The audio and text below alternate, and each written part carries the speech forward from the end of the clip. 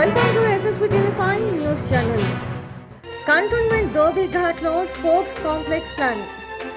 Cantonment ధోబీఘాట్లోని గ్రౌండ్స్లో sports complex నిర్మించడానికి ప్రతిపాదించిన నేపథ్యంలో ఈరోజు రాష్ట్ర రవాణా మరియు బీసీ వెల్ఫేర్ మరియు జిల్లా ఇన్ఛార్జ్ మంత్రి పొన్నం ప్రభాకర్ గారు మరియు కంటోన్మెంట్ సిఇఓ మధుకర్ నాయక్ గారు మరియు కంటోన్మెంట్ ఎమ్మెల్యే శ్రీ గణేష్ గారితో కలిసి పరిశీలించడం జరిగింది.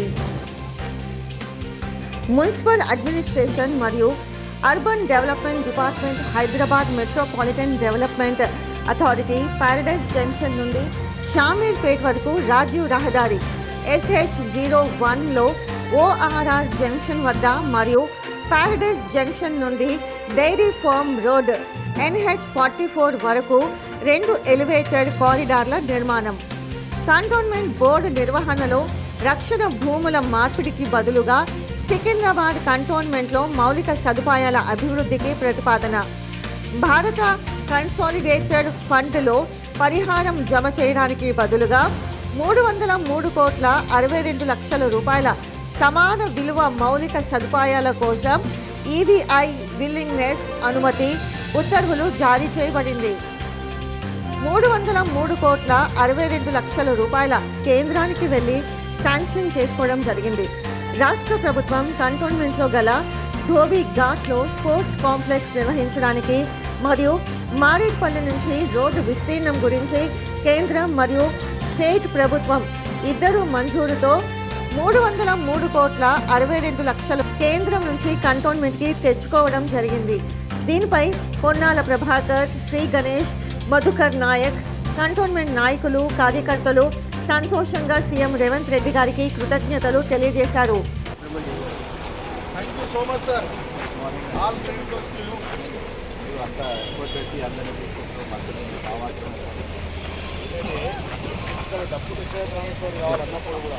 సరైన సమయంలో ఆ వాల్యూ ఆఫ్ వర్క్స్ కూడా ఐడెంటిఫై ఇంపార్టెంట్గా కూడా చాలా మీ అనుభవం చెప్పింది. లోకల్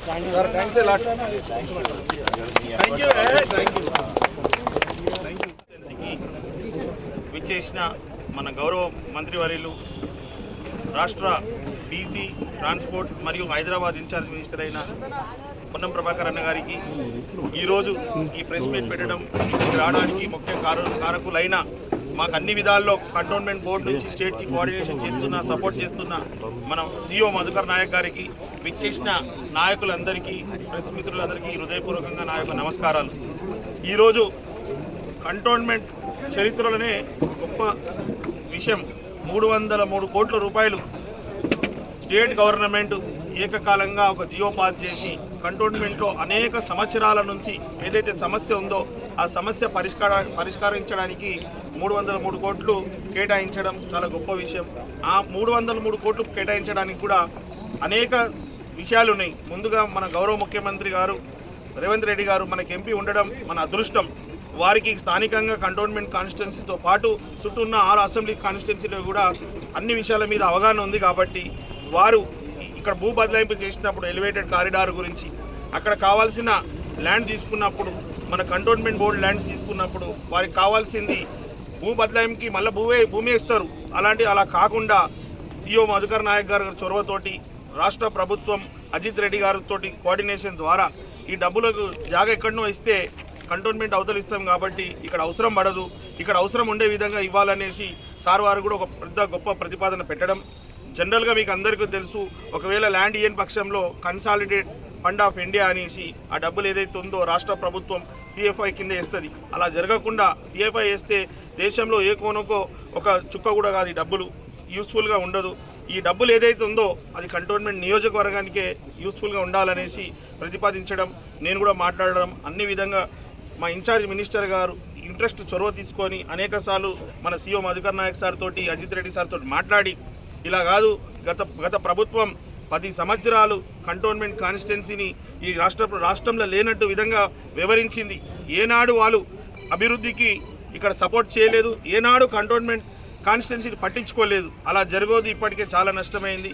మన మినిస్టర్ గారు కూడా, పొన్నం ప్రభాకర్ గారు కూడా ఈ విషయం మీద బాగా అవగాహన ఎందుకుందంటే వారు కరీంనగర్కి వెళ్ళి రావాలంటే ఇదే దారి కాబట్టి ఇక్కడ స్థానికంగా ఉన్న సమస్యలు వారికి కూడా చాలామంది కరీంనగర్ వాసులు వారి కాన్స్టిట్యున్సీ నివాసులు కూడా ఇక్కడ చాలామంది ఉన్నారు కాబట్టి వారికి పూర్తిగా అవగాహన ఉంది.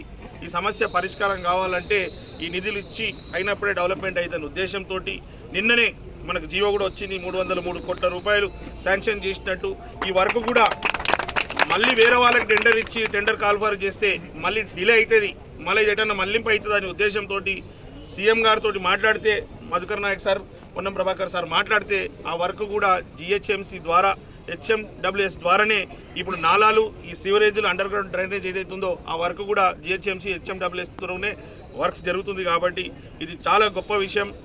ఇది ఇప్పుడు చరిత్రలో ఏ ప్రభుత్వం, ఏ ముఖ్యమంత్రి, ఏ మంత్రి మరియు ఏ సీఓ గారు చేయని పని ఈరోజు ఈ టీం చేసినందుకు ఈ టీంకి అందరికీ హృదయపూర్వకంగా ధన్యవాదాలు. యావత్ కంటోన్మెంట్ ప్రజల తరఫున అనేక సంవత్సరాల నుంచి ఇబ్బంది ఉన్న సమస్యలని పరిష్కారం అవుతున్నందుకు ధన్యవాదాలు తెలుపుతూ ఈరోజు ముఖ్యంగా ఇంకో విషయం ఏంటంటే ఇప్పుడు ఎక్కడైతే మనం ఉన్నామో ఈ ధోబిఘాట్ గ్రౌండ్ని కూడా స్పోర్ట్స్ కాంప్లెక్స్ నిర్వహించాలనేసి నిర్మాణం చేయాలనే ఉద్దేశంతో ఈరోజు మన మినిస్టర్ గారు ముఖ్యంగా ఇక్కడ ఇదొకటి మొత్తం గ్రౌండ్ని కూడా చూడడానికి వచ్చారు. అందులో భాగంగానే సీఓ గారు కూడా ఇక్కడ ఎలానే వస్తే ఈ స్పోర్ట్స్ కాంప్లెక్స్ ఏ విధంగా యూజ్ చేయాలనేసి ఇద్దరు రావడం చాలా సంతోషకరం. వారితోటి సపోర్ట్ ద్వారా ఇది సాధ్యమవుతుంది కాబట్టి ఈ సపోర్ట్ ఎప్పటికి ఉండాలి.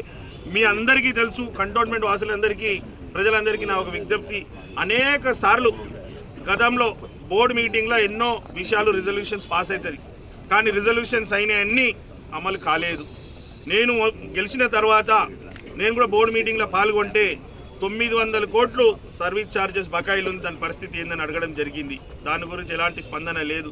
అంతకన్నా ఎక్కువ మనకు 2015 జనవరిలో ఎలక్షన్ అయింది, ఇప్పటిదాకా మళ్ళీ ఎలక్షన్ జరగలేదు. 2020లో జరగాల్సిన ఎలక్షను ఇప్పుడు 25 వస్తే 10 సంవత్సరాలు అవుతుంది. సుమారు 5 సంవత్సరాలు ప్రజాస్వామ్యం నుండి ఎన్నికలు 5 సంవత్సరాలకి రావాల్సింది 10 సంవత్సరాలైనా ఎన్నికలు పెట్టని బీజేపీ ప్రభుత్వం, బీజేపీ పార్టీ. దాంతోపాటు అదే కాకుండా ఇక్కడ మనకి ఒకసారి ఎలక్షన్ పెడతా అంటారు, ఎలక్షన్ పెట్టరు. కంటోన్మెంట్ బోర్డుని మెర్జ్ చేస్తా అంటారు, నోటిఫికేషన్ ఇస్తారు, ప్రక్రియ మొదలు పెడతారు, అది కూడా చెయ్యరు.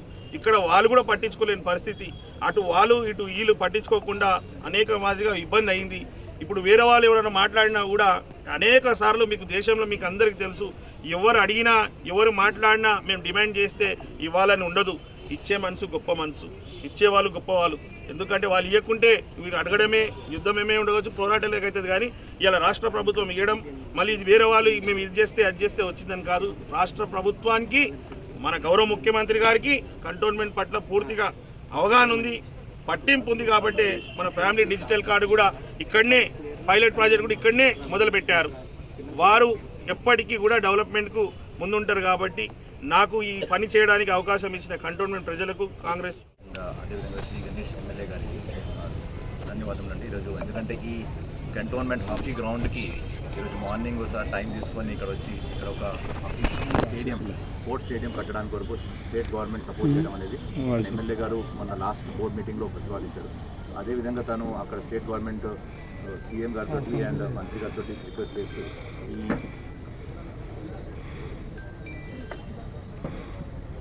ఈ హాకీ స్టేడియం, హాకీ గ్రౌండ్లో స్టేడియం కట్టడానికి కొరకు ఆల్మోస్ట్ అంగీకరించినట్టు. అండ్ ఈ దిశగా ఈరోజు ఈ గ్రౌండ్ని సందర్శించి ఈ పర్టికులర్ పార్ట్ ఆఫ్ దీన్ని ఇంకా ముందు తీసుకెళ్తామని చెప్పి మేము ఆశిస్తున్నాం. అండ్ అదేవిధంగా స్టేట్ గవర్నమెంట్ మేము పంపించిన ప్రతిపాదన ఏదైతే ఈ ఎలివేటెడ్ కారిడార్స్, ఈ 2 highways, state highways and national highway మన ల్యాండ్, డిఫెన్స్ ల్యాండ్ తీసుకుంటున్నారు. ఆ ప్రపోజల్ని మేము మినిస్ట్రీ ఆఫ్ డిఫెన్స్ పంపించాము. ఏంటంటే ఆ ప్రపోజల్లో ఏదైతే కంటోన్మెంట్ ల్యాండ్ ఉందో, కంటోన్మెంట్ బోర్డ్ ల్యాండ్ ఉందో 24 ఎకరాలు, ఆ ల్యాండ్ యొక్క ఈక్వలెంట్ వాల్యూ ఆఫ్ మనీ ఏదైతే దాని వాల్యూ ఉందో అది కన్సాలిడేటెడ్ ఫండ్ ఆఫ్ ఇండియాలో జమ చేస్తాం. సో దాన్ని మేము రిక్వెస్ట్ చేసి అది ఇక్కడ ఇన్ఫ్రాస్ట్రక్చర్ డెవలప్మెంట్ అవుతే కంటోన్మెంట్ ప్రజలకి అది లాభం కలిగిస్తుంది. సో ఆ విధంగా మేము వాళ్ళకి రిక్వెస్ట్ చేసాము. వాళ్ళు మినిస్టర్ ఆఫ్ డిఫెన్స్ ఏంటంటే స్టేట్ గవర్నమెంట్ విల్లింగ్నెస్ తీసుకోండి, తర్వాత మేము we'll take it ahead. So thanks to state government ఈరోజు మనకి జియో ఇచ్చారు. ఈ జియోని తీసుకొని మేము మళ్ళీ మినిస్ట్రీ ఆఫ్ డిఫెన్స్కి వెళ్ళి దాని యొక్క వర్కింగ్ పర్మిషన్ ఏదైతే ఈ కండిషన్ ఉందో కన్సాలిడేటెడ్ ఫండ్ ఆఫ్ ఇండియా అది మేము దాన్ని అమెండ్ చేసి ఈ ఇన్ఫ్రాస్ట్రక్చర్ ప్రాజెక్ట్స్కి వాడడానికి కోరుకుంటున్నాం. సో మా డెఫినెట్గా మీకు అది దొరుకుతుందని మా మినిస్ట్రీ ఆఫ్ డిఫెన్స్ ఒప్పుకుంటుంది. ఈ అమౌంట్ ఇక్కడ కంటోన్మెంట్లోనే ఉపయోగించాలని చెప్పేసి. సో ఈ 2 ఇన్ఫ్రాస్ట్రక్చర్ మేము ఏదైతే ప్రపోజ్ చేశామో, ఒకటేమో మొత్తం కంటోన్మెంట్లో అండర్ గ్రౌండ్ సివరేజ్. సో కంటోన్మెంట్లో అండర్ గ్రౌండ్ సివరేజ్ అనేది ఎప్పుడు ఎన్నో సంవత్సరాలుగా ప్రతి సీఓ ట్రై చేశారు. సో మేము ఈ మధ్యకాలంలో HMWS రిక్వెస్ట్ చేసి ఒక స్టడీ చేసేసి 122 కోట్లు దానికి కావాల్సిందని చెప్పేసి వాళ్ళ బేసిక్ ఇనిషియల్ రిపోర్ట్ ఇచ్చారు. దాని బేసిస్లో అండ్ ప్లస్ 2 SNDP నాలాలు ఏవైతే మొత్తం GHMC ఏరియాలో స్ట్రాటజిక్ నాలా డెవలప్మెంట్ ప్రాజెక్ట్స్ అయ్యాయో అదేవిధంగా కంటోన్మెంట్లో కూడా ఈ 2 నాలాలు SNDP నాలాలు అవ్వాలని చెప్పేసి నేను ఈ work state government through HMWS for ఈ సివరేజ్ అండర్గ్రౌండ్ సివరేజ్కి అండ్ స్ట్రాటజిక్ నాలాస్ కొరకు GHMCకి కోరడమైంది. అండ్ ఫండ్స్ HMDA ద్వారా ఆ ఫండ్స్ మాకు వస్తాయి. అన్నిటి కంటోన్మెంట్ ప్రజలకి చాలా పెద్ద ఒక సార్ట్ ఆఫ్ కన్వీనియంట్ ఇది. అండ్ కంటోన్మెంట్ కూడా నీట్ అండ్ క్లీన్ ఉండేటట్టు మార్చుకోవచ్చు. Thank you and thanks to state government and central government ministry of డిఫెన్స్కి ఇటువంటి ప్రపోజల్ని వాళ్ళు యాక్సెప్ట్ చేస్తారు. అదేవిధంగా సిఓ గారు, నాయక్ గారు, మిగతా కంటోన్మెంట్ పెద్దలు అందరూ కూడా నమస్కారం. ఈరోజు చాలా కాలంగా ఈ ప్రాంత ప్రజల ఆకాంక్షకు అనుగుణంగా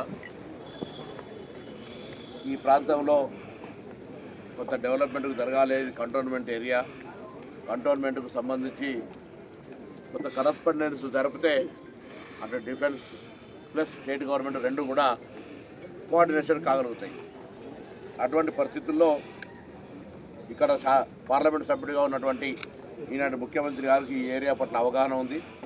అదేవిధంగా అవగాహనను కార్యరూపం దాల్చడానికి ఒక మధ్యవర్తి ప్రజల పక్షాన అవసరం ఉంటే ఆ మధ్యవర్తిగా గణేష్ గారు శాసనసభ్యుడిగా ఎన్నికైనప్పటి నుంచి జిల్లా ఇన్ఛార్జ్ మంత్రిగా నన్ను, గౌరవ ముఖ్యమంత్రి గారిని, సిఓ గారిని, రాష్ట్రంలో ఉన్న అందరు మంత్రుల్ని ఈ ప్రాంతానికి సంబంధించి అన్ని రకాల అభివృద్ధికి అనేక సందర్భాల్లో తన యొక్క పాత్రను పోషిస్తున్నాడు. ఈ సందర్భంగా గణేష్ గారికి నా హృదయపూర్వకంగా అభినందనలు. ఇవాళ ఒక పాజిటివ్ చొరవతోటి వాస్తవంగా కరీంనగర్ ప్రాంత, కరీంనగర్, ఆదిలాబాద్, సిద్దిపేట ఈ ప్రాంత ప్రజలందరికీ కూడా ఊరు నుంచి బయలుదేరితే అల్వాల్ చేరే వరకు ప్రయాణానికి సంబంధించిన సమయం ఎంత పడుతుండేనో ఆ నుంచి మన సిటీలో పడడానికి అంత సమయం పడుతుండే.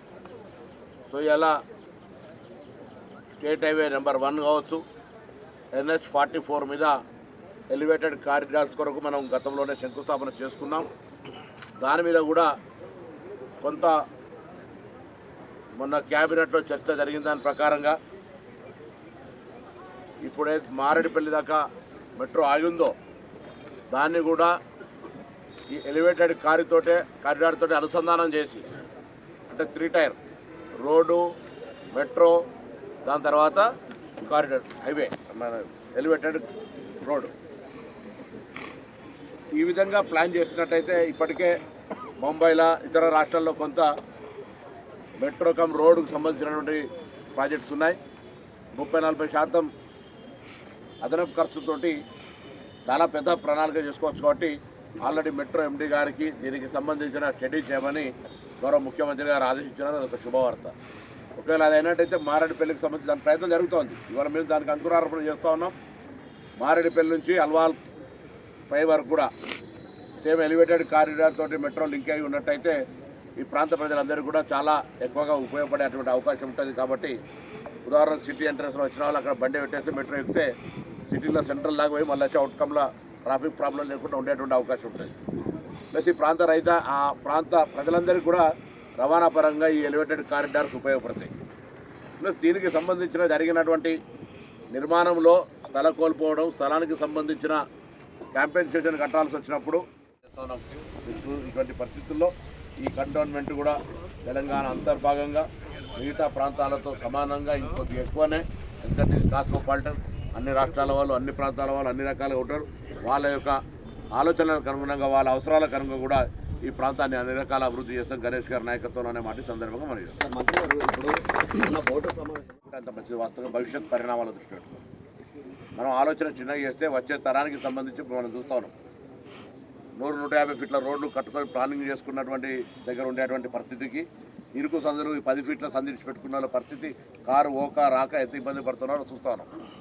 కాబట్టి మా ప్రభుత్వం ఒక బ్రాడర్ వేళ అది తీసుకుంది. దానివల్ల కొంత ఎవరైతే మాకు కూడా రిప్రజెంటేషన్ చేసారు, ముఖ్యంగా ఈ రోడ్డు మీద పోయే సందర్భం లోపల 200 ఫీట్లు తీసుకుంటే మా అందరూ కూడా నిరాశ్రయులు అవుతామని చెప్పినారు.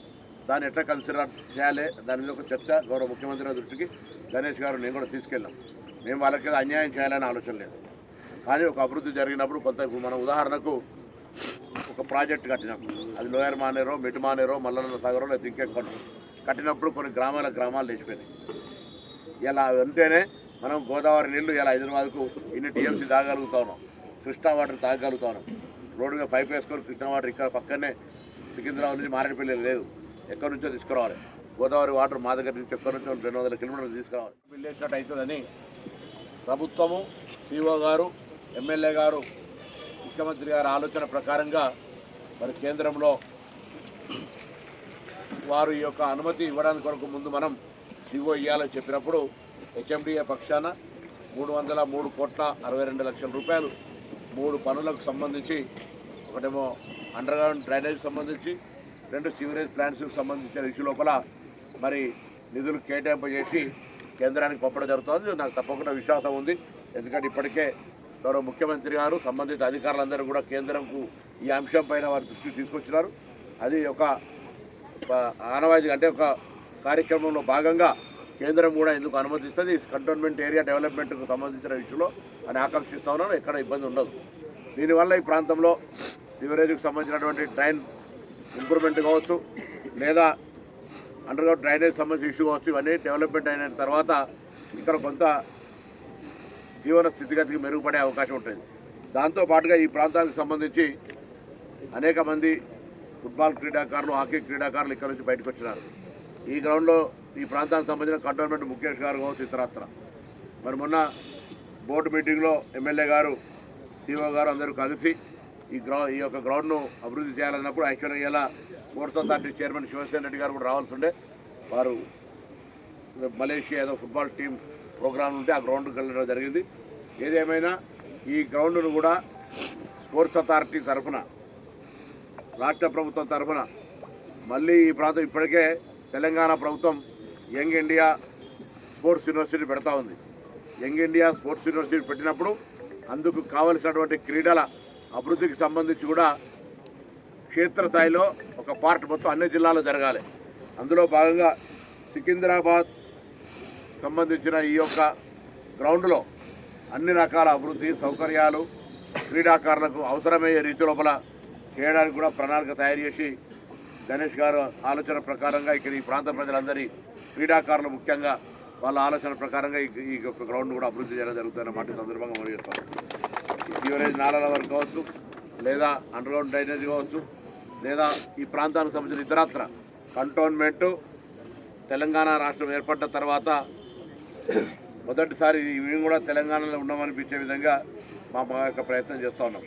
మొన్న కూడా వాస్తవంగా ఎక్కడైనా 200 యూనిట్ల విద్యుత్ రాకపోతే, 500 రూపాయల గ్యాస్ సిలిండర్ రాకపోతే అటువంటి వాటిని ఫిర్యాదు చేసుకోవడానికి జిల్లా కలెక్టర్ల ద్వారా అన్ని మండల కేంద్రాలు, మండల కార్యాలయం, ఎండి ఆఫీసులు, ఎంఆర్ఓ ఆఫీసులలో ఒక ప్రజా విజ్ఞప్తి ఆఫీస్ పెట్టినాం.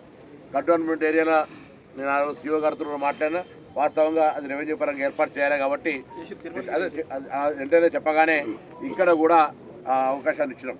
నేను ఈ ప్రాంతంలో ఉన్న ప్రజలను కోరుతా ఉన్నా, ఎవరైనా ఎక్కడైనా అర్హత ఉండి 200 యూనిట్ల ఉచిత విద్యుత్ పొందలేకపోతే ఆధార్ కార్డు పొరపాటు లేకపోతే ఇతర చిన్న ఇబ్బంది ఉంటే కరెక్షన్ చేసుకోవడానికి ప్రభుత్వం ఓపెన్గా స్కోప్ ఇస్తూ ఉంది.